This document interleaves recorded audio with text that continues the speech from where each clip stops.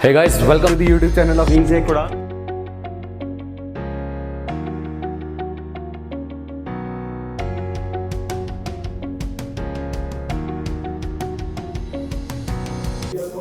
Hello everyone, welcome to Wings Quran. So today's topic is the religious developments that took place after the Vedic era. I hope you people have gone through the Vedic and the later Vedic period lectures. So this is a kind of a continuation to that. This topic will have two lectures dedicated to it. In today's lecture, I'll try to tell you a little about these religions, the various characteristics of these religions. But in the next lecture that I'll make related to this one will be about why these religions came up. I'll give you a slight idea of that today as well. But in the next one, we'll have a much more clear, dedicated kind of explanation to that. And also in the next lecture itself, I'll try to tell you a little about why everything declined. So welcome everyone. Let's start with this thing. Now, as we know that as far as the Vedic era was concerned, we saw that in the earlier Vedic phase, Rig Veda was the main text that was telling us about the life of the people at that time. And also, while going through Rig Veda, we realized that the life of people was becoming slightly more towards the way we imagine a normal Hindu society to exist in the past. That is, the features that we associate with Hinduism today started emerging to a slight extent in the earlier phase of Vedic era. But the gods, etc., that we associate with Hinduism today did not find such great place in the very beginning itself. But by the time we moved to the later Vedic period and we saw the coming up of the other Vedas, and उसके बाद हमने ये भी देखा कि और भी documents आए जैसे उपनिषद etc., हमने देखा कि वहाँ से क्या शुरू होता है कि वो वाले फीचर्स हिंदुइज्म के जो आज हम सोसाइटी का पार्ट मानते हैं वो आ चुके थे. तो सोसाइटी को अगर देखा जाए, जो बिगनिंग में वैदिक पीरियड था वो ट्राइबल था, उसके बाद फिर उसके अंदर कुछ चेंजेस आए. वो जो सारे चेंजेस हमने सेकंड पार्ट में लेटर वैदिक में देखे, हमें ये याद रखना चाहिए कि those were not welcome steps. ऐसा नहीं था कि उन चीज़ों को अप्रिशिएट किया जाता था. सोसाइटी में काफ़ी ज़्यादा नॉस्टैल्जिया था अभी भी पिछले टाइम को लेकर के. दे वांटेड कि उस तरह की सिंप्लिसिटी आ जाए जैसे कि पहले हुआ करती थी, क्योंकि हमने पहले भी कहा था वैदिक पीरियड जब शुरू हुआ था तो पेस्टोरल सोसाइटी, सिंपल सी ट्राइबल लाइफ थी, और बाय द टाइम ख़त्म हुआ तब तक राष्ट्र बन चुका था, किंगडम के फॉर्म में ये लोग रह रहे थे. बहुत सारे सोशल इवल जैसे कि एक स्ट्रिंजेंट कास्ट सिस्टम जिसमें कि विमेन और जिसमें कि जो शूद्र थे उनको कुछ चीज़ों में रेस्ट्रिक्शंस लगा दी गई थी. फिर जेंडर बेस्ड डिस्क्रिमिनेशन हो चुका था, जैसे कि विमेन को कुछ चीज़ें अलाउ नहीं थी. तो इस तरह की चीज़ें आ चुकी थी. People wanted to go back to the basics. ये जो अनरेस्ट था और ये जो डिज़ायर थी to go back to the basics led to the development of certain movements, या हम कह सकते हैं रिफॉर्म्स. और वो जो रिफॉर्म्स थे that came up in the form of religious reforms. काफ़ी सारे डेवलपमेंट्स हुए. उसमें से जो दो मेजर हम जिनकी बात करेंगे वो हैं बुद्धिज़्म और जैनिज़्म के फॉर्म में.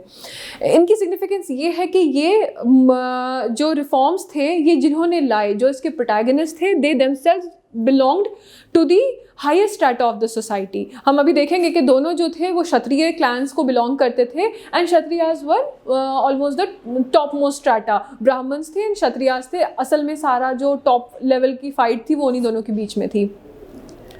तो जैनिज्म, बुद्धिज़्म आया as a reaction to what all was existing in the society. के कैटल ख़त्म हो गई थी सैक्रिफाइस कर के, और ये जो जितने भी मैंने आपको ये पॉइंट्स बताए हैं. So when Buddhism and Jainism came, ऐसा हुआ कि इनको फॉलोअर्स बहुत सारे मिल गए because people actually wanted to see some changes happening around them. Now as far as those changes etcetera are concern, वो सारे अभी हम देखते जाएंगे. जो मेथड हम फॉलो करेंगे वो थोड़ा बहुत कंपैरेटिव है, कहीं कहीं पर हम एक ही पे फोकस करेंगे, लेकिन ये दोनों टॉपिक्स ऐसे हैं जिसमें बेहतर रहता है आप कंपैरिजन में पढ़िए, आपको याद रखना आसान होगा. मेरे साथ साथ लिखते जाइए. Okay, so now as far as Buddhism is concerned, Buddhism आया है, इनके प्रोटैगनिस्ट कौन है? गौतम बुद्धा. किस ईयर में Gautam Buddha was born? 563 BC। तो टाइम पीरियड अब आप समझ लीजिए, हमने बात की थी जो लेटर वैदिक की बात की थी, हमने क्या बोला था कि कहाँ पे ख़त्म हो रहा है, अप्रॉक्सीमेटली 600 BC की हम बात करते थे। ये जो बात हो रही है 563 BC की बात हो रही है, उसके हल्का सा आगे का टाइम। अब जहाँ तक गौतम बुद्धा का सवाल है, गौतम बुद्धा जो थे, he belonged to a Kshatriya clan that was known as the Shakya क्षत्रिय या फिर शाक्य क्षत्रिय, जो भी आप बोलना चाहें, ठीक है। And he was born in a place which is known as Lumbini, Nepal के पास में जगह पड़ जाती है। His parents were Suddhodana father and Mahamaya mother. जो इनके पेरेंट थे Suddhodana, he was the king of Kapilavastu. एक जगह थी कपिलावस्तु,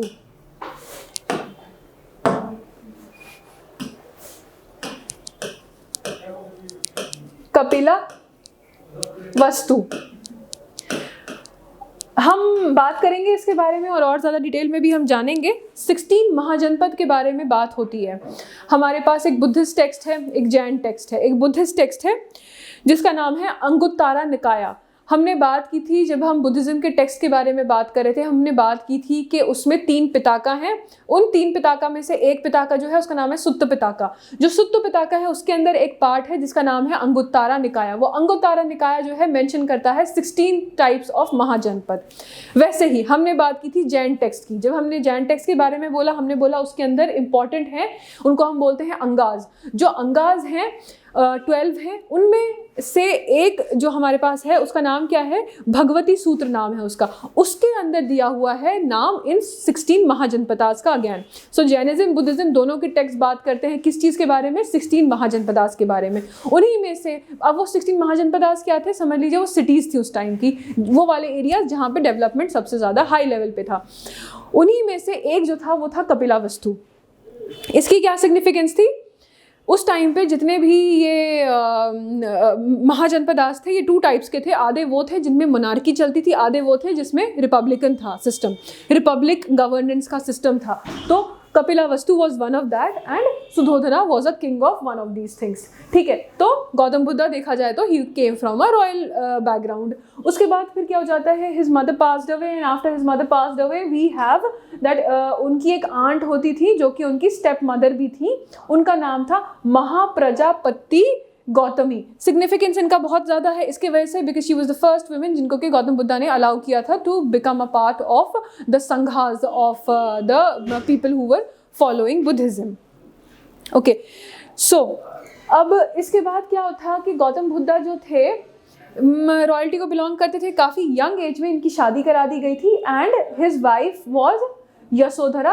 अगेन यही इसी क्लैन को बिलोंग करने वाली रॉयल पर्सन हुआ करती थी। उनसे he was married off and then they had a son whose name is Rahul. अब हम आते हैं, बात करते हैं वर्धमान महावीरा की। ही was the protagonist of Jainism. तो जैनिज्म के जो प्रोटैगनिस्ट थे उनके बारे में इसी से रिलेटेड कि उनकी लाइफ कैसी थी, कौन थे, वो बात करेंगे अब हम। जो वर्धमान महावीरा हैं 540 BC में इनका बर्थ हुआ। अब देखिए थोड़ा सा ही फ़र्क है, टाइम पीरियड वही है, 600 BC के बाद वाली बात हो रही है। इनके फादर का नाम था सिद्धार्था, इनकी मदर का नाम था त्रिशला। दोनों जो थे रॉयल्टी के रॉयल बैकग्राउंड के लोग हुआ करते थे। एंड वर्धमान महावीरा जो हैं ही was born in the place which is known as Vaishali. Again ये महाजनपदास की जब हम बात करेंगे हमें इसका सिग्निफिकेंस पता चलेगा। खुद बिलोंग करते थे एक क्लैन को। जहाँ तक वर्धमान महावीरा का सवाल है, हमने देख लिया कि पहले तो ये जनत्रिका क्षत्रिया थे। इनका बर्थ वैशाली में हुआ। वहाँ ही के जो किंग थे सिद्धार्था वो इनके फादर थे। और इनकी जो मैरिज है, जैसे कि हमने देखा गौतम बुद्धा के केस में जल्दी एज में हो गई थी, इनके साथ भी वैसे ही हुआ। इनकी वाइफ का नाम यशोदा था और इनकी जो डॉटर थी उनका नाम था अनोंजा प्रियदर्शनी। उनके हस्बैंड थे जम्माली करके नाम था। He was one of the earliest, in fact the first follower of Mahavira. सो ये महावीरा के बेसिक लाइफ थी। जैसे बुद्धा की ज़िंदगी थी कि they he belong to royalty, similarly Mahavira also belong to royalty. जो इनका हेड था वो ये था कि they belong to the Kshatriya clan. Because of that they got this opportunity कि now these people, their voice was already important in the society because they belong to the Kshatriya clan. So जब इन्होंने कोई reform लाया तो वो reform का significance खुद ब खुद बहुत ज़्यादा बढ़ जाता है, because people who had everything, these people were saying that we need to bring about different changes in the society. The society is somehow deteriorating, degrading, तो कुछ ना कुछ हमें करने की ज़रूरत है. And these were the people जो हायर लेवल पे थे वो बोल रहे थे. सो देयरफॉर इन दोनों रिलीजन की एक्सेप्टेंस का लेवल बढ़ गया. हम देखते हैं इनके साथ में हमेशा एक पर्सन हुआ करते थे जिनका नाम है मकाली गोसाला. ये इनके साथ में हुआ करते थे, बाद में ये अलग हो गए और इन्होंने आजीविका वाली बात की. लेकिन जहाँ तक फिर हम देखते हैं गौतम बुद्धा का सवाल, इनके साथ में इनके डिसाइपल जिनका नाम सिग्निफिकेंस के साथ आता है वो नाम है आनंद का, आनंदा. वो इनके साथ में हुआ करते थे. क्या सिग्निफिकेंस है कि 2-3 जगहों पे ही इज़ मैंशनड. एक ये है कि जब हम बुद्धिस्ट काउंसिल्स के बारे में पढ़ेंगे हम देखेंगे कि सुत्त पिता का फ्रेम करने में ही प्लेड अ डोमिनेंट रोल. फिर इनकी बात आती है जब हम एक स्टेटमेंट है गौतम बुद्धा का कि गौतम बुद्धा ने कहा था कि अगर फीमेल्स को हमने ऐड नहीं किया होता संघा में तो may be Buddhism would have continued existing for 1000 years, but since हमने दोनों जेंडर्स को इंक्लूड कर लिया therefore it will vanish away in 500 years. So इस तरह के कंटेक्स्ट में इनका नाम आया है. He used to be associated with Gautam Buddha. अब थोड़ी सी बात करते हैं गौतम बुद्धा किस तरह से रिलीजन को लेकर के आए. जहाँ तक हम गौतम बुद्धा की बात करते हैं, हम कहते हैं काफ़ी अर्ली एज में वो जो थे ही गॉट मैरिड, उनकी अपनी पूरी पर्टिकुलर लाइफ चल रही थी. But then certain things happened in his life. वो चीज़ें थी जिन्होंने उनका माइंडसेट चेंज कर दिया, जिसकी वजह से मतलब since he was born in royalty तो उन्होंने हमेशा अच्छी अच्छी चीज़ें देखी थी. तो लाइफ में जब उनको सडनली अंदर से अनरेस्ट तो ऑब्वियसली रहा ही होगा. हर ग्रेट इंसान के अंदर कहीं ना कहीं एक अनरेस्ट रहता है. He must have also had that. लेकिन उसको और ज़्यादा एक वो फ्लरिश करने के लिए जो इमीडिएट चीज़ हिट की वो क्या थी, वो कुछ साइट्स थी. जैसे कि ही saw an old man, he saw के एज इंसान के साथ क्या करती है. ही सॉ डिजीज मैन कि अगर किसी को कोई बीमारी हो जाए तो उसके साथ क्या हो सकता है. Then he saw death. Then he saw an ascetic man जो कि यहाँ वहाँ जाते हैं एक जगह से दूसरी जगह, उस तरह के इंसान को, wanderer type of in the search of God किसी भी तरीके से. तो ये सारी जो साइट्स थी कि ये सच है कि a person has to face death, a person before dying will you know that person might catch diseases. उससे बॉडी का क्या हाल होता है, ओल्ड एज बॉडी के साथ क्या करते हैं. तो जिन भी चीज़ों को लेकर के ह्यूमन काइंड जो है प्राउड फील करती है या फिर ह्यूमन्स अपने आप को कुछ समझते हैं स्पेशल दैन दी अदर्स, वो सब एक दिन चली जानी है. So that thing became much more clear to him. वो चीज़ें एब्जॉर्ब हुई. एब्जॉर्ब होने के बाद एक दिन ऐसा हुआ कि he decided he will leave his house. वो निकल गए एंड देन उसके बाद सालों साल he went around और वो एक तरह का वो सच ढूंढने की कोशिश में निकले थे and eventually he was able to achieve that also. वो हम देखते जाएंगे. When he left home when he was 29 years old. और ये जो enlightenment हुआ, ये जो उनको सच ज़िंदगी का पता चला, he was 35 years old at that time. जो गौतम बुद्धा थे इनके कुछ टीचर्स रहे थे जिन्होंने इनको पढ़ाए थे जो उस टाइम पर एग्जिस्टिंग टेक्स्ट थे. जैसे मान लीजिए उपनिषद्स के बारे में हम देखें तो उनमें से एक सिग्निफिकेंट नाम जो हमारे पास आता है वो है अलारा कलामा. ALARA फिर स्पेस KALAMA. देखिए ये जो एग्ज़ाम है ये रिटन एग्ज़ाम है.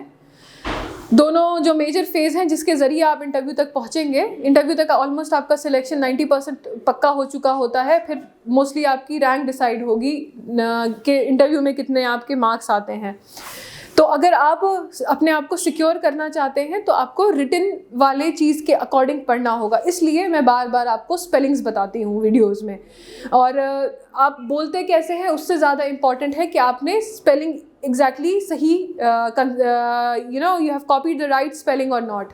क्योंकि सिमिलरली साउंडिंग वर्ड्स की स्पेलिंग अलग होने की वजह से उनका मतलब अलग हो जाता है. बिकॉज यहाँ पे हम दूसरी लैंग्वेजेस की वर्ड को दूसरी स्क्रिप्ट में रिप्रेजेंट कर रहे होते हैं. एनीवेज अब बुद्धा का जैसे मैंने बोला कि एट द एज ऑफ 35 उनको जा करके ये पता चला कि वो एनलाइटनमेंट आई। जब एनलाइटनमेंट आ गई तो जो गौतमा थे ही बिकेम गौतम बुद्धा, और दूसरा नाम उनको लोगों ने दिया तथागत। ये चीज़ कहाँ पे हुई थी? एक बोधि ट्री है बोध गया में, उसके नीचे वो बैठे 49 डेज के लिए उन्होंने वहाँ पे मेडिटेशन किया, और मेडिटेशन के बाद he was able to feel that enlightenment. अब जो वो जगह है बोध गया, उसका नाम स्क्रिप्ट्स के अकॉर्डिंग क्या मिलता है हमें? उरुवेला। उरुवेला क्या है? URUVELLA। देन इवेंचुअली ये सब हुआ, इन्होंने अपनी लाइफ में बहुत सारे प्रीचिंग्स दी, बहुत सारे आइडियाज़ दिए with respect to life, with respect to the social life of the people in general, वो सब अभी हम देखते जाएंगे। And eventually at the age of 80 years he passed away at a place which is known as Kushinagar, which is in Uttar Pradesh. All right, now talking about Mahavira, Vardhaman Mahavira, he again just like Buddha, he also left his home. He left his home at the age of 30. He wandered around at the age of 42 after 12 years of wandering around under a sal tree. After meditating, he was able to attain the facts or the reality of life जो थी वो उनको भी समझ आई। और ये कहाँ पे हुआ था? जगह का नाम है जम्बी का ग्राम, JAMBHIKA, जम्बी का ग्राम, GRAMA। जब ये हो चुका था उसके बाद ही इनका नाम बोला गया इनको जिना। उसका मतलब क्या होता है? A person who has conquered over जो भी उसके लाइफ में डिज़ायर्स थे या जो भी चीज़ें थी, ठीक है, तो उस वजह से उनको नाम दिया गया जिना, या फिर दूसरा नाम दिया गया जितेंद्रिया या केवलिन एट्सेट्रा। तो ये इनका फेज था।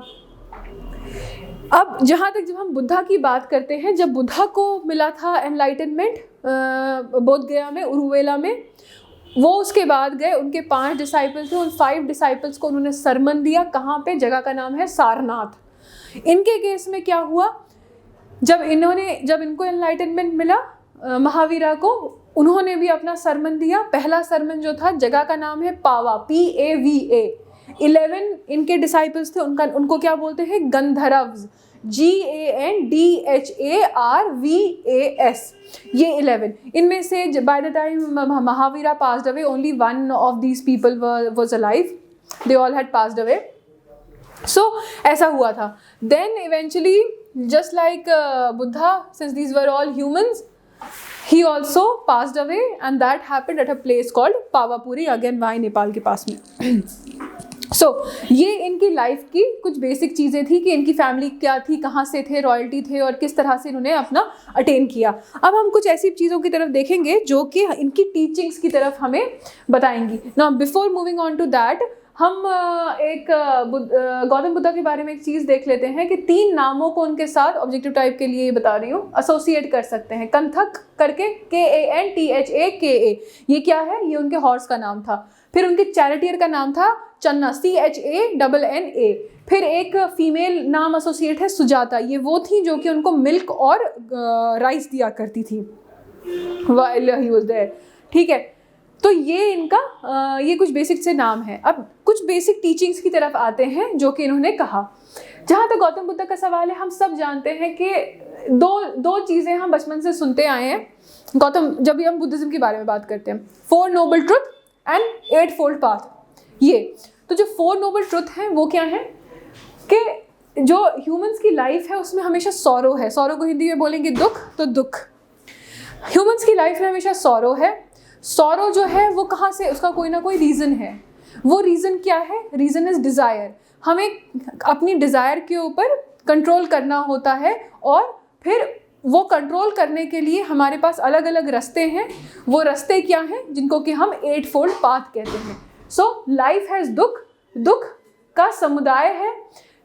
फिर दुख जो है उसको ख़त्म किया जा सकता है, तो दुख को निरोध है।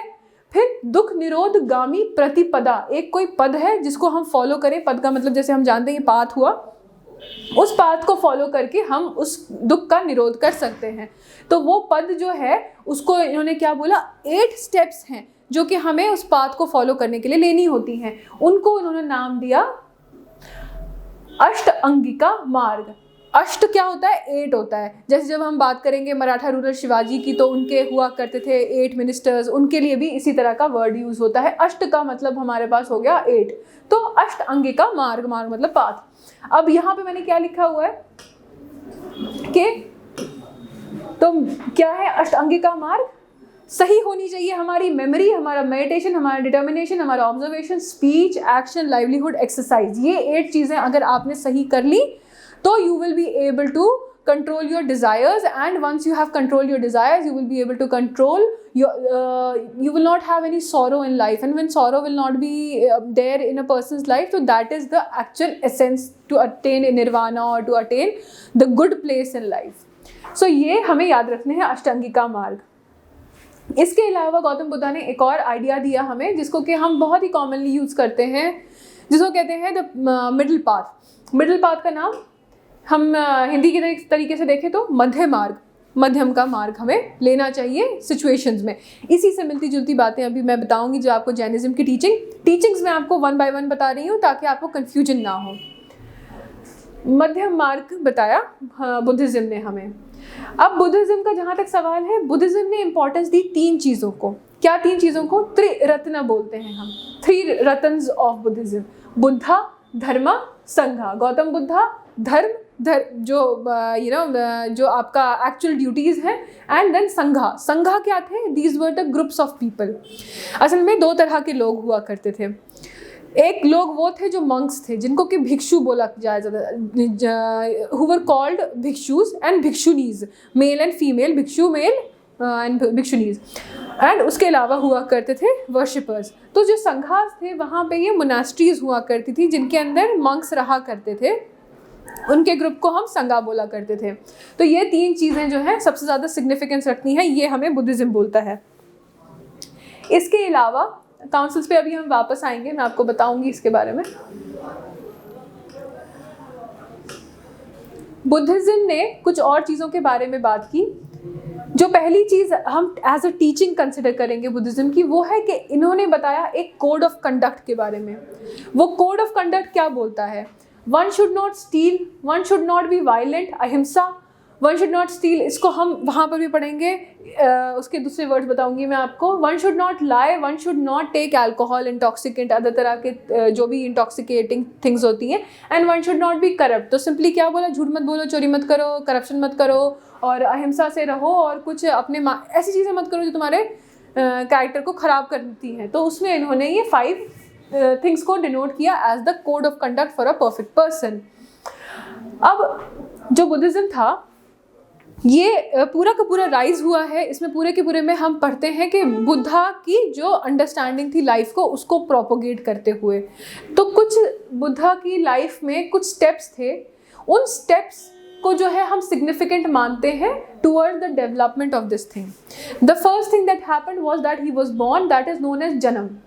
नाउ अगर हम कभी भी, जब हम आर्ट एंड कल्चर पढ़ेंगे और ज़्यादा आपको अच्छे से समझ आएगा, लेकिन अगर हम कभी भी कुछ भी बुद्धिस्ट स्ट्रक्चर देखते हैं या कहीं पर आर्किटेक्चर में कोई बुद्धिस्ट आर्किटेक्चर होता है, तो हम देखते हैं कि वहाँ पर कई बार लोटस बना होगा या बुल बना होगा। तो ये लोटस या बुल है, ये सिंबलाइज करता है। अगर कोई बुद्धिस्ट आर्किटेक्चर हो रहा है कहीं पे, हम देख रहे हैं, उसको एनालाइज करें, तो उसका मतलब होता है it symbolises the birth of Buddha. So the janma of Buddha or the birth of Buddha is symbolized via a lotus और via a bull। फिर दूसरा वर्ड मैंने लिखा है महाभिनिष्क्रमा, जो होता है, इसका मतलब क्या होता है कि आप अपनी जगह से निकल गए, आपने रिनंसिएट कर दिया। क्या? जब उनने घर छोड़ा, उस चीज़ को बोलते हैं महाअभिनिष्क्रमा। इसका सिंबल अब हम क्या देंगे? किस पे निकले थे वो? हॉर्स पे निकले थे। देयरफॉर जो हॉर्स है वो इसका सिंबल है। फिर आ जाता है, इसके बाद जो तीसरी चीज़ आती है, दैट इज़ निर्वाणा। तो जो ये निर्वाणा है, ये हमें क्या डिनोट करता है? It tells us that the person has attained the place where he wanted to be. क्यों? क्योंकि अल्टीमेट हमारा एम क्या है कि हमें एक वैसी जगह मिल जाए जहाँ पर कि हम सही हों, हम राइट। जो है निर्वाणा को हम सिंबलाइज करते हैं। निर्वाणा गौतम बुद्ध को कहाँ पे मिला था? बोधि ट्री के नीचे। तो अगर हम देखें तो हम ट्री दिखाएंगे और बोधि ट्री जो है वो निर्वाणा डिपिक्ट करेगी। फिर आ जाता है धर्म चक्र परिवर्तन। ये क्या है? धर्म चक्र, फिर PARIVARTN। धर्म चक्र परिवर्तन जो है ये दिखाता है व्हील करके एक सिंबल है वो डिनोट करता है, और ये बताता है पहला सरमन जो दिया था गौतम बुद्धा ने वो उसको डिनोट करता है। फिर आ जाता है महापरिनिर्वाणा। इसका मतलब होता है when he went to the other world. इसको कैसे हम डिनोट करते हैं? By a stupa. तो अगर किसी बुद्धिस्ट स्ट्रक्चर में कहीं पे आपको स्तूपा बना दिखाई दे तो that is an indication of Mahaparinirvana. ये कुछ बेसिक सी चीज़ें थी जिनको कि हम समझते हैं सो एज टू नो कि बुद्धिज़्म जो है उसकी बेसिक आइडियोलॉजी जो है वो सारी कहीं ना कहीं बुद्धा की टीचिंग्स और बुद्धा की लाइफ के ऊपर बेस्ड है। इससे निकल करके हम ये देखते हैं कि आगे चल के बहुत सारे ऐसे रॉयल फैमिलीज़ हुआ करती थी जो कि हेल्प करती थी या फिर जो कि who were propagating this religion. जैसे पालाज के बारे में हम पढ़ते हैं, इनफैक्ट बोला जाता है कि Palas were the last greatest rulers जिन्होंने बुद्धिज़्म को अच्छा खासा प्रमोट किया। लेकिन फिर हम और भी कुछ लोगों को देखते हैं जिन्होंने इनको बहुत परसिक्यूट किया है, जैसे कि पुष्यमित्रा शुंगा के बारे में बात आएगी जिन्होंने परसिक्यूशन किया था। तो इस तरह की चीज़ें होती हैं। फिर हम देखते हैं कि बड़े सारे लोगों ने बुद्धिज़्म को मेन सेंटर समझ के कुछ special educational academic centres create किए। पहले वो मोनास्ट्रीज़ होती, मोनास्ट्रीज़ के साथ में वहाँ पे इवेंचुअली वो यूनिवर्सिटीज़ बन गई। उसमें से जैसे एक एग्जांपल हमारे पास आती है नालंदा की, जहाँ हम यूनिवर्सिटी देखते हैं। जो नालंदा है, नालंदा जो मोनास्ट्री हुआ करती थी ये इतनी प्रॉस्परस थी कि वी नो कि यहाँ पे ऐसा लिखा जाता है कि अप्रॉक्सीमेटली 200 विलेजेस का रेवेन्यू इसके पास आया करता था। That was the level of prosperity that these people had. Now as far as Nalanda is concern it was build by Kumaragupta. इसी की तरह से अगर हम और भी देखते हैं जैसे वल्लभी हो गई, विक्रमशिला हो गई, ये भी उस टाइम पर एग्जिस्ट करती थी और ये बुद्धिज़्म के प्रोपगेशन के लिए ही बने थे। ये इन सारों को लेकर के कुछ और पॉइंट्स बहुत ज़्यादा स्पेसिफिक हैं, वो जब हम आर्ट एंड कल्चर के ज़रिए पूरा इनका आर्ट एंड कल्चर डिस्कस करेंगे, we will be dealing with that as well. वैसे ही स्तूपा, विहारा, चैत्या, इन सब का स्ट्रक्चर हम देखेंगे क्यों बनाए थे, क्या था। ऊपर से जो हमें एंशिएंट इंडिया के लिए रिक्वायर्ड है उसके अकॉर्डिंग स्तूपा जो थे ये वो स्ट्रक्चर थे जो कि बनाए गए, जो कि डिपिक्ट, मैंने पहले भी कहा, ये डिपिक्ट करते हैं महापरिनिर्वाणा के डेथ वाला जो स्टेज था गौतम बुद्धा की लाइफ का। जहाँ पे उनके रिमेन्स होते हैं वहाँ पे ये स्ट्रक्चर डोम शेप के बना दिए जाते हैं। तो कहीं पर कोई चीज़ होगी उनकी, कहीं पे कोई और रिमेन्स होंगे, तो इस तरह से करके दीज स्ट्रक्चर्स आर मेड। फिर आ जाता है चैत्य और विहारा। चैत्य वो जगह थी जहाँ पे के जो कि वर्शिपिंग के लिए थी, और विहारास वो थे जहाँ पे के जो मंक्स थे वो रहा करते थे। इसके साथ साथ में अब बुद्धिज़्म से रिलेटेड कुछ और नाम हैं जिन्हें हमें थोड़ा याद रखने की कोशिश करनी चाहिए, क्योंकि प्रीलिम्स में कई बार इन नामों के बेसिस पे क्वेश्चन आ चुका है। जैसे कि मैत्रेय करके फ्यूचर बुद्धा इनको बोलते हैं, ये सीधे सीधे क्वेश्चन पूछा जा चुका है। अवलोकितेश्वरा ऑप्शंस में आएगा था, पद्मापानी काफ़ी बारी पद्मापानी ऑप्शंस में रहा है। इन सारे जितने भी हैं इन सबकी कुछ ना कुछ सिग्निफिकेंस है। जैसे कि बुद्धा ऑफ द हेवन, क्या बुद्धा ऑफ द हेवन,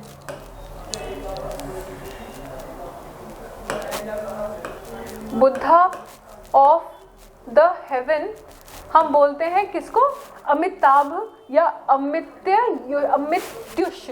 कैसे हम इसको प्रोनाउंस करेंगे? अमिताभ तो बताइए आपको, AMITAYUSH, अमिताभ या फिर अमित्युष। तो ये जो नाम है गौतम बुद्धा का, ये कौन से वाले गौतम बुद्धा हम बोलते हैं इसको? Buddha of the haven. फिर हमारे पास आ जाता है क्षितिग्रह, ये कौन सा वाला इनका फॉर्म है? दिस मीन्स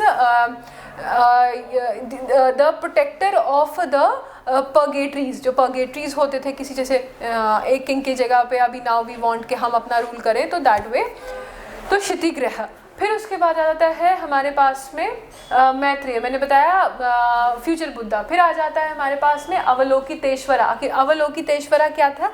इनका दूसरा नाम है पद्मापानी। पद्मापानी जो है ये क्या है? इनको बोलते हैं द काइंड हार्टेड वन, कि बहुत ही जेंटल से फीचर्स इनको जब डिपिक्ट किया जाता है तो बनाए जाते हैं, और कई जगहों पे ऑलमोस्ट हर चीज़ में इनको बनाया हुआ है। फिर आता है वज्रपानी, इनको समझ लीजिए कि इंद्र जो थे, इंद्र का एक पैरेलल बुद्धिज़्म में वो वज्रपानी।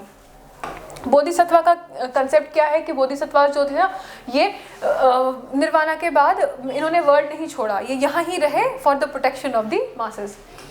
अच्छा, अब इसके बाद हम बुद्धिज़्म में ये पढ़ते हैं कि बुद्धिज़्म, अब गौतम बुद्धा की हमने देखा कि at the age of 80 years he passed away, लेकिन उसके बाद भी चलता रहा सिस्टम। तो बुद्धिज़्म को प्रोपोगेट करने के लिए हमने देखा, सिर्फ प्रोपोगेट करने के लिए नहीं, but just even to allow all the people जो कि भिक्षुज एंड मंक्स थे, जो भी, उनके मिलने के लिए काउंसिल्स की गई। वो जो काउंसिल्स थी, देवर 4 काउंसिल्स, जिनके बारे में हम मेनली बात करते हैं। उसके बाद भी जो ये 4 पढ़ाऊँगी, उसके बाद भी हुई, वो मॉडर्न वर्ल्ड में हुई हैं, वो भी बर्मा में। तो जैसे 1954 में एक हुई थी, तो इस तरह से। बट 4 जो मेन हमें पढ़नी है वो मैं यहाँ पे दिखाती हूँ। पहली जो थी 483 BC में। अब देखिए, हम बोल रहे हैं 563 में Gautam Buddha was born, 30 years में वो निकल गए और ये वो, तो 483 ज़्यादा दूर का टाइम नहीं है। 483 BC में हुई है। ये कहाँ पे की गई थी? राजगृह करके जो एक जगह थी, राजगृह, वहाँ पे हुई थी। और वहाँ पर उस टाइम पर इसको प्रिसाइड ओवर करने वाले कौन थे? उनका नाम था महाकसप्पा। तो ये जो थे, ही वॉज द सेज और whatever, he was presiding over. इसके साथ एसोसिएटेड एक हमारे किंग होते हैं, उन किंग का नाम क्या है? अजातशत्रु। ओके, तो ये हमारा फर्स्ट था। इसमें काम क्या हुआ? काम ये हुआ, सुत्त पिताका एंड विनय पिताका दोनों लिखी गई। सुत्त पिताका किसने लिखी? आनंदा ने। और विनय पिताका किसने लिखी? इनका नाम था उपाली। फिर आ जाता है सेकंड काउंसिल। तो ये हमारा फर्स्ट काउंसिल था। अब सेकंड काउंसिल, सेकंड काउंसिल के अंदर क्या हुआ? 383 BC में the second council happened. 383 BC में सेकंड काउंसिल होती है। जो ये सेकंड काउंसिल थी, उसमें क्या होता है कि उसमें जो कुछ मांग ये हुई थी, किस जगह पे? वैशाली में। पहला वाला कहाँ था? हम बोल रहे थे राजगृह में। दूसरा वाला कहाँ हो रहा है? वैशाली में। अब जो ये वैशाली में दूसरा हो रहा था, इसमें क्या होता है कि जो मंक था, मंक्स जो थे वहाँ पर, they wanted certain changes in the rights, उसको यहाँ पे डिस्कस किया गया। लेकिन important thing to remember is that कि इस टाइम पर एक तरह का डिवीजन हुआ था। डिवीजन क्या हुआ था? जो बुद्धिस्ट लोग थे उनमें स्थाविरावादन एंड महासंग्राहिका जो था, ये तरह का हम बोलते हैं शिज्म हुआ था, इन द सेंस के 2 तरह की आइडियोलॉजीज का एक्सप्रेस करने लगे थे। ठीक है, इसके यहाँ पे इस टाइम पे प्रिसाइडिंग कौन थे? इनका नाम था सब्बा कामी। ओके, एंड जो इस टाइम पे जिन किंग के अंडर ये हो रहा था, उनका नाम था काल अशोक। फिर आ जाती है थर्ड काउंसिल। थर्ड काउंसिल में क्या हो जाता है? थर्ड काउंसिल हैपेंड कहाँ पे? पाटलिपुत्रा। पाटलिपुत्रा के बारे में हम पढ़ेंगे कि Pataliputra one of the most important cities थी, इसकी वजह से, क्योंकि बहुत ही ज़बरदस्त इसकी लोकेशन थी, वाटर था हर जगह पे, सारी बड़ी बड़ी जो भी एम्पायर बन रही थी वो सारी इसी एरिया में बन रही थी। माना जाता है कि पहली ग्रेटेस्ट सिटीज़ को बोलते हैं। इसके बारे में कुछ चाइनीज़ राइटर्स जब आए थे तो उन्होंने कहा था कि हमने ऐसी सिटी पूरे वर्ल्ड में कहीं नहीं देखी। वो पूरा यूरोप घूम करके आने के बाद भी उन्होंने कहा था कि हमने ऐसी सिटी कहीं पर नहीं देखी। पाटलिपुत्रा आज कहाँ पर है? Patna. Okay, third council 250 BC में। यहाँ पे क्या सिग्निफिकेंस है इसकी कि अभिधम्मा पिता का थर्ड काउंसिल में लिखा गया। इस टाइम पर कौन इसको सेज कौन थे? मुगाली पट्टू। और इस टाइम पर कौन से किंग थे हु वाज रूलिंग? अशोका। तो उसके बाद आ जाता है हमारा फोर्थ काउंसिल 98 AD में। इस टाइम पर क्या हो जाता है कि विभाजन इनका बहुत ज़बरदस्त हो जाता है। क्या होता है? 2 तरह के डिवीजन जो हम देखते हैं, हिनायाना, एक महायाना। अब हिनायाना को लेसर व्हील बोलते हैं, महायाना को ग्रेटर व्हील बोलते हैं। ये 2 ग्रुप्स बन गए थे। ये बहुत सिग्निफिकेंट रहा क्योंकि बुद्धिज़्म के फॉल में इसका बहुत ज़्यादा रोल रहा। देखिए, बुद्धिज़्म जब आया था उसने वैदिक प्रैक्टिसेस के अपोजिशन की थी, जैसे कि आइडल्स को मत मानो और ज़्यादा कॉम्प्लेक्स लाइफ मत जियो, ज़्यादा मटीरियलिज्म की तरफ मत जाओ, ये सारी बातें की थी। फिर लेकिन क्या होता है कि बुद्धिज़्म में स्लोली मोनास्ट्रीज़ में ही जब पैसा बहुत आने लगा, बहुत ज़्यादा मनी आने लगा था इनके पास में, तो कुछ जो मंक्स थे उन्होंने अपने लाइफस्टाइल को फैला लिया कि मतलब पहले जो सब कुछ गिव अप करने वाला आइडिया था उसको हटा करके नाउ दे डिसाइडेड कि now let's be cool about it, और हम विल अलाउ कि थोड़ा बहुत तो रिलैक्स कर सकते हैं। तो उस तरह का अब क्या हो गया, जब ये सब चीज़ें शुरू हो गई तो 2 तरह की आइडियोलॉजी हो गई। एक ने बोला अभी भी कि भाई हम बहुत सिंपल रहेंगे, दूसरे ने बोला कि नहीं, अभी उतना सिंपलिसिटी भी ज़रूरी नहीं है, थोड़ा बहुत हम कर सकते हैं। उसके बेसिस के ऊपर चेंजेस आने लगे। इवेंचुअली आइडियोलॉजी में चेंज आया, एक ग्रुप बोलने लगा कि हमें आइडल वर्शिप करनी चाहिए, छोटे छोटे आइडल रखने लगे। फिर उसके बाद जब ये वाली चीज़ राइज होने लगी तो जब आइडल वर्शिप वाली बात भी आ गई, और फिर ये भी हो गया कि एक जो ग्रुप था उसने एक्सेप्ट कर लिया रादर देन। अच्छा, हमें याद होना चाहिए कि हमने बार बार पहले भी सोर्सेज वाले में भी बात की थी कि जो बुद्धिस्ट टेक्स्ट थे वो किस में लिखे गए थे, पाली में। एक ग्रुप ने अब क्या किया, उन लोगों ने बोला कि चलो जी अब हम संस्कृत में भी लिखना शुरू करेंगे, तो वो भी शुरू हो गया। उसके वजह से हिनायाना महायाना दो चीज़ों में डिवाइड हो गया। हिनायाना था जो कि सिंपलर चीज़ों को मानते थे कि नहीं अभी पाली में ही करो, कोई हमारे को आइडल की ज़रूरत नहीं है, those kind of things. And then Mahayana was the other one जो कि बोलता था कि नहीं नहीं अभी हमारे को we need to change ourselves, we need to adopt fewer other things. अभी उसमें एक और हमारे को डिवीजन के बारे में we need to remember another name, that name is Vajrayana. Now, as far as Vajrayana is concerned, ये वो वाला इनका एक फील्ड डेवलप हुआ या फिर एक सेक्ट डेवलप हुआ बुद्धिज़्म में, जो कि कहते थे कि जो कि थोड़ा स्पिरिचुअल जिनके अंडरटोन्स थे, जो कि थोड़ा उस तरह के चीज़ों में बिलीव करने लगे, स्पिरिट्स वाली चीज़ों में। इसमें एक गॉडेस का नाम काफ़ी आता है इससे कनेक्टेड, जिनका नाम है तारा, TARA, तारा। सो ये कुछ थे कि बुद्धिज़्म के, जो हम कह सकते हैं कि बुद्धिज़्म के कुछ स्पेसिफिक से नुआंसेस जिनको कि we need to keep in our mind. Other than this हमने कुछ टेक्स्ट के बारे में पढ़ा था जिन्होंने कि हमें बुद्धिज़्म के बारे में बताया, जिसमें से सबसे इम्पॉर्टेंट हमारे पास त्रिपिताका है। अब इसी तरह की टीचिंग्स जैनिज़्म की भी थी, तो थोड़ा सा देखते हैं कि जैनिज़्म ने क्या क्या बोला। अब जब हम जैनिज़्म के बारे में बात करते हैं, तो हमने देखा कि जैनिज़्म में भी वही सारे चीज़ें हुई जिस तरह या उसी तरह से डेवलपमेंट हुए जिस तरह के डेवलपमेंट हमने बुद्धिज़्म में होते हुए देखे कि he went out of his home, और फिर उसके बाद he decided that he will try to find out कि क्या हो रहा है वर्ल्ड में, and he wanted to learn more and more about the society. तो इसमें हम देखते हैं कि इन्होंने एक कंसेप्ट दिया महावीरा ने, जिसको कि हम कहते हैं राइट KFC तो सबको पता ही है क्या उसका मतलब, राइट KFC का मतलब होता है right knowledge, right faith, right conduct. जो नॉलेज है उसको हम क्या बोलते हैं, ज्ञान, JNAN लिखा होगा।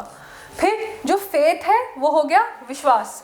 फिर जो C है दैट इज आचरण, कंडक्ट और एक्शन। सम्यक ज्ञान, सम्यक विश्वास, सम्यक आचरण। तो ये इन्होंने कंसेप्ट दिया वर्धमान महावीरा ने कि यही हमारा एसेंस है। इसको हम कहते हैं एक्चुअली 3 gems ऑफ जैनिज्म।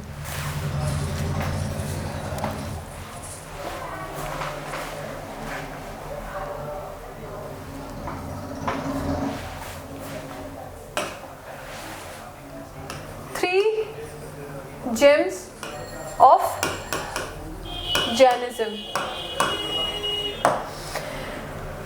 तो ये थे बेसिक जो इसको कि हम KFC के फॉर्म में याद कर सकते हैं। उसके बाद हमने जैसे बात की थी कि कोड ऑफ कंडक्ट बताया था बुद्धिज़्म ने, वैसे ही जैनिज्म ने भी कुछ चीज़ें बोली। उसमें क्या क्या आ जाता है, एक आता है अहिंसा, हमने वहाँ पे भी बोला था कि डू नॉट बी वायलेंट। एक सत्य, वहाँ भी बोला था डू नॉट लाई। एक अस्तेय, फिर उसके बाद एक अपारिग्रह, और उसके बाद आ जाता है हमारे पास ब्रह्मचार्य। इसमें हम सिग्निफिकेंट चीज़ ये समझ लेते हैं कि जो ब्रह्मचार्य है ये वो वाली चीज़ है जो कि किसने ऐड की करके दी थी, ये दिया था हमें वर्धमान महावीरा ने। जो ये अपारिग्रह तक है ये हमें दिया हुआ था पहले ही, जो इनसे पहले पार्श्वनाथ करके हुआ करते थे तीर्थंकारास क्या है वो मैं बताती हूँ अभी आपको, तो उन्होंने दिए थे। And Brahmacharya was added by Vardhaman Mahavira. अब इसके बाद हम देखते हैं, उससे पहले न्यू वाले सिस्टम पे जाने से पहले अस्तेय जो है ये है नॉन स्टीलिंग। तो ये 3 हम देखते हैं डायरेक्टली बिल्कुल ही बुद्धिज़्म के एकदम कॉमन है। इन दो में थोड़ा डिफरेंस है। अपारिग्रह का मतलब क्या हो जाता है, नॉन पोजेशन, मतलब प्राइवेट प्रॉपर्टी मत रखो, इस तरह की चीज़। एंड देन ब्रह्मचार्य तो हमें पता ही है, उसमें वहाँ पे नहीं बोला। अब आता है हमारे पास में कि इनने और क्या क्या चीज़ें दी थी। हमने उसमें देखा था कि उन्होंने जो आइडियोलॉजी दी वो क्या था, उसको हम क्या बोलते हैं, मध्य मार्ग। यहाँ पे हमारे पास आता है Syadvada, the theory of maybe. ये बहुत अच्छा एक कंसेप्ट है, क्योंकि ये कंसेप्ट क्या बोलता है कि हर चीज़ जो है रिलेटिव है, हर चीज़ जो है कंडीशनल है। आप किसी भी चीज़ को एब्सोल्यूट एडमेंटली एब्सोल्यूट नहीं कंसिडर कर सकते कि कोई चीज़ को हम बोल दें कि बिल्कुल ही सही है और कोई चीज़ बिल्कुल गलत है। सिचुएशन के अकॉर्डिंग, रिलेटिविटी के अकॉर्डिंग हम देखते हैं कि किस चीज़ के बारे में हम क्या जजमेंट किस टाइम पर लेंगे। So that theory was also given. Then फिर इन्होंने कुछ कुछ चीज़ें ऐसी बोली, जैसे कि जब हमने बुद्धिज़्म में की बात करते हैं तो बुद्धिज़्म हम ये कहते हैं मोस्टली कि गौतम बुद्धा ने गॉड के बारे में कुछ बोला नहीं। कुछ लोग कहते हैं कि रिजेक्ट कर दिया गॉड को, लेकिन उससे ज़्यादा बेहतर बात ये बोली जाती है कि he did not mention much about God. कुछ बोला ही नहीं कि गॉड के बारे में हाँ है ना है या कुछ something. Now as far as Jainism is concerned, इसमें इन्होंने इस गॉड की एग्जिस्टेंस को नहीं माना, बोला कि नहीं एग्जिस्ट करते हैं। उसके साथ साथ में इन्होंने रिजेक्ट किया वेदास की एग्जिस्टेंस को, जो ऋग्वेद यजुर्वेद एक्सेट्रा। फिर उसके बाद इन्होंने रिजेक्ट किया जितने भी रिचुअल्स थे उनको, लेकिन इन्होंने अपोज नहीं किया वर्ण सिस्टम को। ये याद रखने वाला पॉइंट है। बुद्धिज्म ने बोला कि वर्ण सिस्टम गलत है और वेमेंटली अपोज किया उसको कि उसकी एग्जिस्टेंस ही गलत है। इन लोगों ने वो नहीं किया। जैनिज्म में बोला गया कि उससे जो इनइक्वालिटीज़ या जो एंटी सोशल उसका जो साइड है उसको हम अपोज करते हैं, लेकिन वर्ण का अपना एग्जिस्टेंस जो है उसको कहीं पर भी जैनिज्म ने अपोज नहीं किया है। ठीक है। उसके अलावा जैनिज्म की जहाँ तक बात होती है, जैनिज्म कर्म फल में बिलीव करता था, तो the concept of karma was there. उसके बाद आ जाता है हमारे पास में ट्रांसमाइग्रेशन ऑफ सोल। ये जो कंसेप्ट है Jainism did believe in that, और ये प्रोपोगेट करने वाले या फिर जिसको बोलेंगे जो गाइडलाइंस थी, it was a part of it. उसके साथ साथ में इक्वालिटी में हमने बोला कि वो पहले ही बोल रहा था कि वर्ण और ये इस तरह की चीज़ें नहीं, मतलब स्ट्रिंजेंटली हमें इसको डिवीजन का मीडियम नहीं समझना चाहिए, तो इक्वालिटी में बिलीव करते थे। अब हमने बात की थी बुद्धिज़्म में कि कुछ काउंसिल्स हुए थे। जैसे बुद्धिज़्म में काउंसिल्स हुए थे वैसे यहाँ पर भी हुए थे। फर्स्ट काउंसिल, सेकेंड काउंसिल हुआ था यहाँ पर। जो फर्स्ट काउंसिल हुआ था जैनिज्म का, स्थूला भद्र करके होते थे, the person who was arranging all these things, और ये कहाँ पर हुई थी? पाटलिपुत्रा में। और जो दूसरी वाली थी वो हुई थी वल्लभी में। सो फिर अब आ जाता है हमारे पास में एक और चीज़, जो डिवीजन। जैसे हमने देखा बुद्धिज़्म में कि डिवीजन हो गया हिनायाना महायाना, हम देखते हैं जैनिज्म में डिवीजन हुआ श्वेतांबराज एंड दिगंबराज के बीच में। श्वेतांबराज वो जो वाइट कलर के कपड़े पहनेंगे, ये मंक्स का डिवीजन हो रहा है, और दिगंबराज वो जो कि नेकेड रहेंगे, जो कि नहीं पहनेंगे। ये डिवीजन हुआ क्योंकि एक फेमीन आया था बीसीज़ में ही 289 प्रॉबेबली। तो उस जब वो फेमीन आया है उस टाइम पर क्या हुआ है कि फेमीन में इतनी प्रॉब्लम्स हो रही थी कि कुछ लोगों ने डिसाइड किया they will be going towards southern part of the country. They went to Shravanabelagola का नाम सुना है होगा आपने। खैर, लोग गए साउथ की तरफ। वहाँ पर 2 पीपल का नाम हमें याद रखना है। Chandragupta Maurya, who eventually even passed out, वहीं पर ही पास्ड अवे। देन उनके साथ साथ में एक पर्सन थे जिनका नाम था भद्रबाहु, वो गए। जो लोग साउथ में गए उन लोगों ने क्या किया, they remained sticking to the same ideas जिसको लेकर के अभी तक जैनिज्म चल रहा था कि हमें किस तरह से बिहेव करना है, क्या करना है। व्हेन दे केम बैक, इन लोगों ने बोला कि हम we will not be wearing cloth और ये सारी जो चीज़ें थी। लेकिन जो लोग वहाँ पे थे, जो रुक गए थे, उन लोगों की लाइफ में चेंजेस आ गए थे। जैसे हमने बुद्धिज्म में देखा, थोड़ा सा लग्जरी वाली चीज़ जो थी that had crept into their life. So because of that क्या हो गया, उनका लाइफस्टाइल हल्का सा चेंज हो गया। That change became apparent and a schism happened. 2 group बन गए। जो नहीं गए थे वो श्वेतांबराज बन गए अंडर स्थूलाभद्र, और जो चले गए थे और वापस आए those were the Digambaras who would not wear clothes, और देवर अंडर भद्रबाहु। सो ये चीज़ हुई। फिर हम बात करते हैं कि जैनिज्म जो था, जैनिज्म की हमने अब टीचिंग समझ ली कि बेसिक, अगर देखा जाए बेसिक दोनों की टीचिंग्स ही सेम थी। लेकिन जैनिज्म में एक चीज़ है, जैनिज्म ये मानता है कि जैनिज्म एग्जिस्टेड वाया इट्स तीर्थंकाराज। समझ लीजिए जो इनके सेजेस होंगे उनको ये बोला गया, इक्वेट नहीं कर सकते, अलग अलग रिलीजन अलग अलग तरीके से लेते हैं, लेकिन जैसे जो कंसेप्ट है कि प्रॉफिट्स का, ये वैसा कंसेप्ट है। तो ये बिलीव करते हैं कि 24 तीर्थंकारास थे and Vardhaman Mahavira was the last Tirthankara. Okay, तो अब जहाँ तक इनकी बात है सबसे पहले जो तीर्थंकारास थे 24 में से, उनका नाम है ऋषभ। उसके बाद कुछ और भी थे, उनमें से एक है जिनका नाम है अरिष्टनेमी। ये जो 2 नाम है ये हमें ऋग्वेदा में भी मिले। तो ये एक तरह का one can say that these people they did exist as sages और वेरी होली पीपल, तभी ऋग्वेदा ने भी इनको मेंशन किया है। उसके अलावा महावीरा से पहले, मैंने पहले भी बोला कि पार्श्वनाथ करके हुआ करते थे, तो ही was the one who was the 23rd one, and उनके बाद फिर महावीरा आए। पहले भी हमने बात किया कि हमने बोला कि देयर हैज़ टू बी जो no violence will be there, no stealing will be there, no lying will be there and no possession of property will be there, and then eventually brahmacharya also was added by Mahavira. So जो पहला 4 teaching है Jainism का वो पहले ही आ चुका था 23rd Tirthankara से ही, और 24th ने आकर के उसमें एक चीज़ ऐड कर दी। तो ये इस तरह से जैनिज्म जो है ये प्रोपोगेट होता रहा। इसके बाद हमने देखा कि 5th सेंचुरी AD में हमने देखा कि जैनिज्म जो है काफ़ी ज़्यादा साउथ की तरफ गया, साउथ में भी थोड़ा हल्का सा वेस्ट की तरफ, कर्नाटका को हम ज़्यादा मानते हैं। फिर उसके अलावा हम ये भी देखते हैं कि उड़ीसा की तरफ काफ़ी हद तक जैनिज्म का स्प्रेड हो चुका था। जो उड़ीसा की तरफ चला गया, वहाँ पे जो इनके एस्टैब्लिशमेंट बने उनको बसाडी बोला हमने, BASADI। तो इस तरह से रहने का भी इनका सिस्टम बनता गया। सो ऑल इन ऑल हम ये कह सकते हैं कि बुद्धिज़्म और जैनिज्म जो थे, दीज 2 रिलीजन्स, ये एक्चुअली आए हैं एज रिफॉर्म मूवमेंट्स। दोनों के पैरेलल हमने देख लिया कि दोनों के फीचर्स जो थे वो सोसाइटी का जो करप्शन हो चुका था उसको टारगेट कर रहे थे, एंड देयरफॉर जो उनके नुआंसेस थे वो उन्हीं के उसी पैटर्न के ऊपर हम कह सकते हैं कि होगा। सो अभी इसके बाद में I will be telling you a little about कि कैसे ये सब कुछ ख़त्म हुआ, और उसी के साथ में मैं आपको बताऊंगी कि अब इसी वाले फेज़ में, जिसको कि हम कहेंगे बुद्धा फेज़, इसको हम कहते ही हैं बुद्धा एज या बुद्धा फेज़, जिस टाइम पे गौतम बुद्धा एग्जिस्ट करते थे और बुद्धिज़्म का राइज हुआ था, तो इस टाइम पर कुछ पॉलिटिकल चेंजेस हो रहे थे। That we will see in the next class. So thank you very much. और इसको जब भी आप इन 2 रिलीजन्स को पढ़ें तो हमेशा कंपैरेटिव तरीके से पढ़ें, क्योंकि क्वेश्चन हमेशा कंपैरेटिव तरीके से ही आता है। So all right, take